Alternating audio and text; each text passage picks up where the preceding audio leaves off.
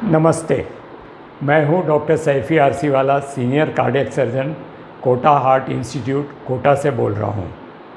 मेरे पिछले वीडियो आपने देखे होंगे टीएमटी के बारे में, ट्रेडमिल टेस्ट के बारे में मैंने बताया था।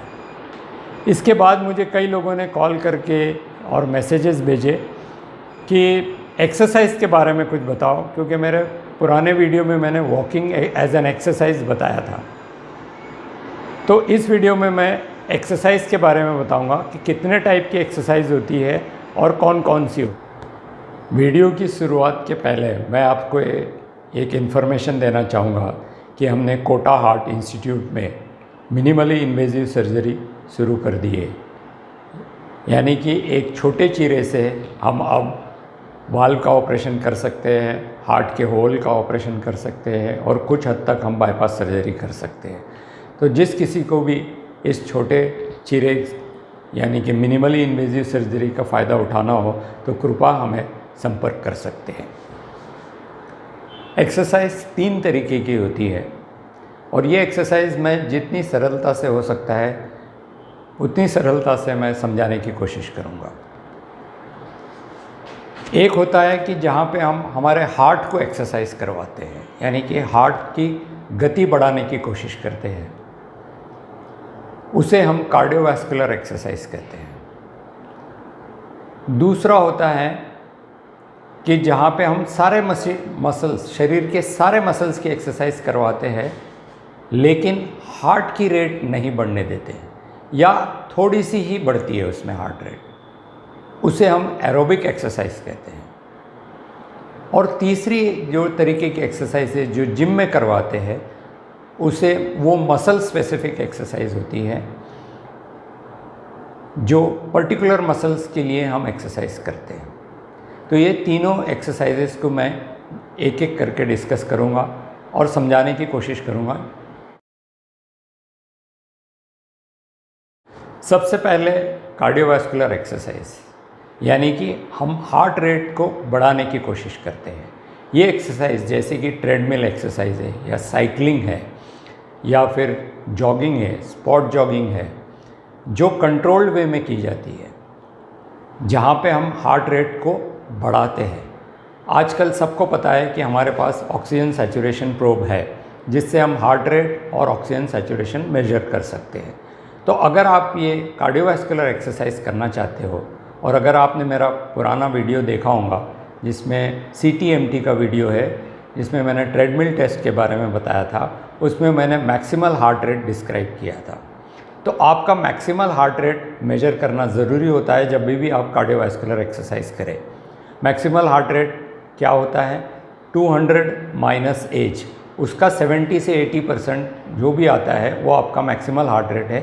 इससे ज़्यादा आपको एक्सरसाइज नहीं करनी है, नहीं तो आपको एक हार्ट अटैक आने की संभावना है या हार्ट पे बुरा इफ़ेक्ट आने की संभावना है।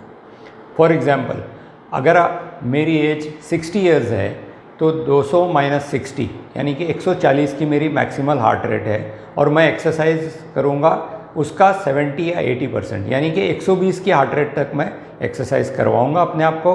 और जैसे ही वो 120 के ऊपर जाए मेरी हार्ट रेट तो मैं स्लो डाउन कर लूँगा अपने आप को, जबकि वो फिर से 100 के नीचे आए।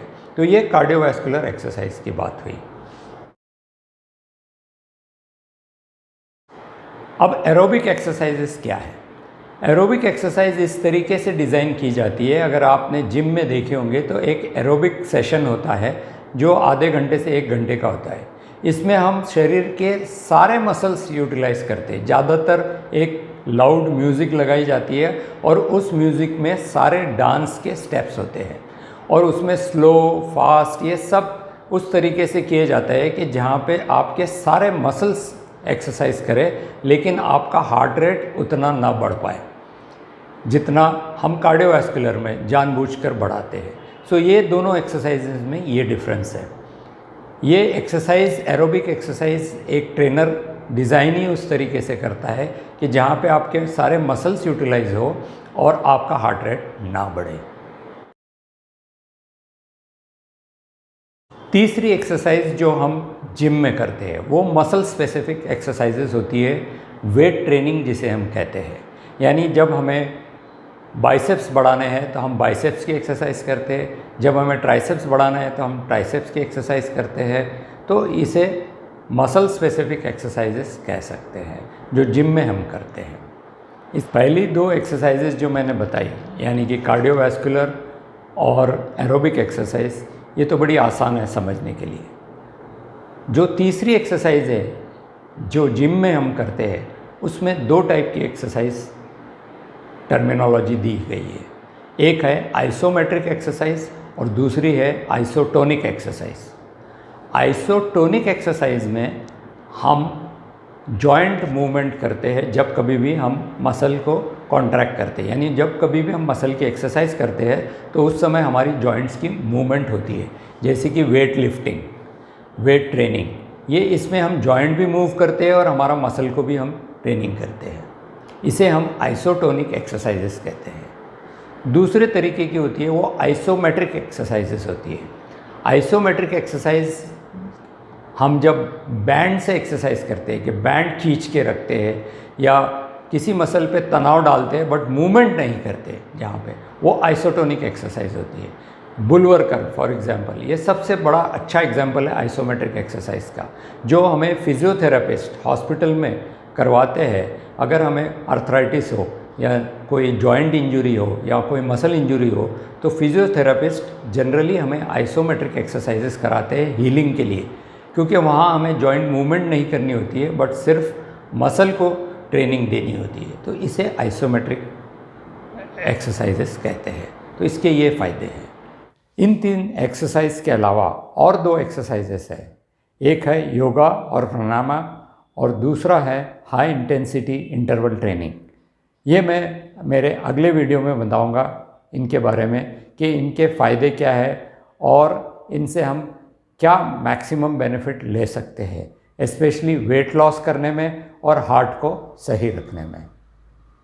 मैं आशा करता हूँ कि आपको मेरा ये वीडियो पसंद आया हो, और अगर आपको कोई भी प्रश्न पूछना है तो आप मुझे मैसेज कर सकते हैं मेरे व्हाट्सएप नंबर पर और मुझसे पूछ सकते हैं। मेरा अगला वीडियो जो मैं योगा और प्राणायाम के बारे में बताऊंगा और हाई इंटेंसिटी इंटरवल ट्रेनिंग के बारे में बताऊंगा, वो प्लीज़ अवश्य देखिए क्योंकि वो इस वीडियो का कंटिन्यूएशन है। इसी के साथ मेरा वीडियो आज समाप्त करता हूँ। आप सबको मेरा नमस्कार, धन्यवाद, जय हिंद।